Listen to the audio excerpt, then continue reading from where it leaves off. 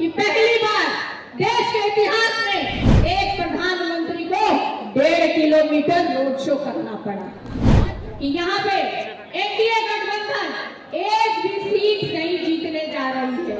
हमारे प्रधानमंत्री जी 73 वर्ष के होने जा रहे हैं और तीसरी बार मौका मांग रहे हैं, लेकिन प्रधानमंत्री जी अपना विजन नहीं। महागठबंधन के इंडिया गठबंधन के नेता लोग उपस्थित थे, उन सबको मैं प्रणाम करती हूँ और पाटलिपुत्र की 6 विधान से सब जगह से आए हुए आप सबको भी मैं प्रणाम करती हूँ, आपका हार्दिक स्वागत करती हूँ। 2024 का चुनाव कोई आम चुनाव नहीं है, ये देश बचाने का चुनाव है, ये संविधान बचाने का चुनाव है, ये आपका और हमारा आरक्षण बचाने का चुनाव है, ये लोकतंत्र बचाने का चुनाव है। शायद आज हम लोग चूक गए तो इस देश में अगला चुनाव भी नहीं होगा। ये जब बातें हम लोग करते हैं तो भाजपा के नेता आरोप लगाते हैं कि ये गलत बातें हैं। आप लोगों ने देखा होगा विगत दिनों में किस तरह से बहुत सारे वीडियो ये भाजपा नेताओं के वायरल हुए हैं। उन लोगों ने कैसे कहा है कि अगर 400 पार आ जाएगा तो हम संविधान में संशोधन कर देंगे।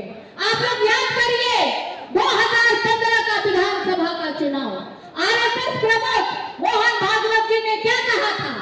आदरणीय नेता यहाँ मौजूद हैं, राष्ट्रीय अध्यक्ष जी उस समय चुनाव प्रचार में जाते थे और इन बातों की चर्चा आप सबके बीच करते थे। वो आरक्षण में समाप्त करना चाहते थे। एक तरफ इस देश के प्रधानमंत्री को इस देश की जनता ने 2 बार मौका दिया। 10 वर्ष का समय कोई छोटा समय नहीं होता है। क्या क्या वादे किए थे उन्होंने? देश की जनता से प्रत्येक वर्ष 2 करोड़ नौकरी देंगे, जो कि 20 लाख होता है, 20 करोड़ होता है। 15 लाख प्रत्येक व्यक्ति के खाते में आएगा। किसानों की आय कितनी करेंगे? महंगाई कम करेंगे, गरीबों को पक्का मकान देंगे और सबसे ज्यादा अगर किसी को ठगने का काम किया तो वो हमारे बिहार राज्य को ठगने का काम किया। बिहार में इन नेताओं को याद आती है तो चुनाव के समय और आते हैं और बोल के जाते हैं बिहार को विशेष राज्य का दर्जा मिलेगा, बिहार को स्पेशल पैकेज देंगे, बिहार में फैक्ट्रियां लगवाएंगे ताकि जो पलायन यहाँ की बहुत बड़ी समस्या है, जो हमारे भाई दूसरे राज्यों में जाके काम करते हैं। मोदी जी कहते थे चुनाव में कि बिहार की बंद पड़ी चीनी मिलों को भी मुक्त करवाएंगे, लेकिन एक भी वादा इन्होंने 10 वर्षों में पूरा नहीं किया। एक योजना लेके आए हैं, अग्निवीर योजना, हमारे नौजवान भाइयों के लिए।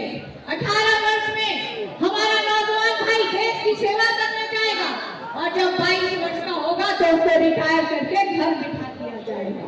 और यही हमारे प्रधानमंत्री जी 73 वर्ष के होने जा रहे हैं और तीसरी बार मौका मांग रहे हैं, लेकिन प्रधानमंत्री जी अपना विजन नहीं बता रहे कि आखिर ये जो तीसरी बार आप मौका मांग रहे हैं देश की जनता से, आप करना क्या चाहते हैं?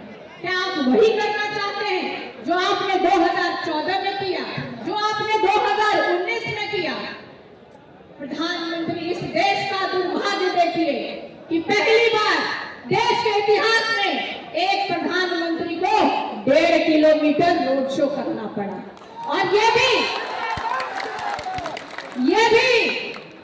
आम जनता नहीं थी, पूरे बिहार से, पूरे पास पटना साहिब की पाटलिपुत्रा की लोगों को बुला करके ये रैली कराई गई थी।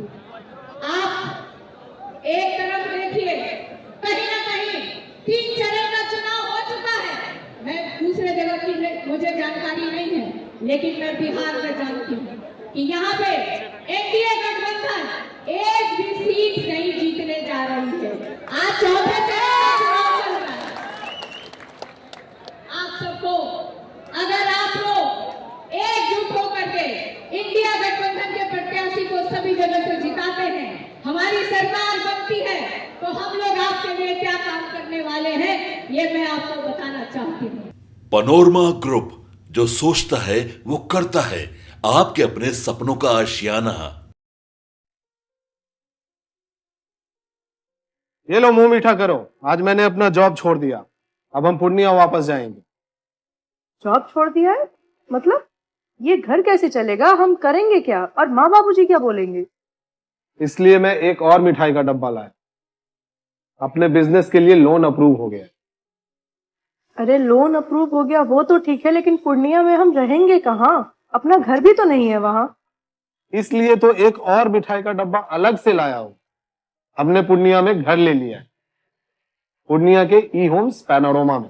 पूर्णिया में पैनोरमा ग्रुप लेकर आए हैं ई होम्स पैनोरमा, बड़ा घर, आलीशान जिंदगी और अत्याधुनिक सुविधाओं के संग। अरे अरे, अब क्यों मुंह मीठा करवा रही हो? क्योंकि हम घर वापसी जो कर रहे हैं। घर वापसी की खुशी पूर्णिया में ई होम्स पैनोरमा के संग। ई homes panorama, luxurious lifestyle redefined.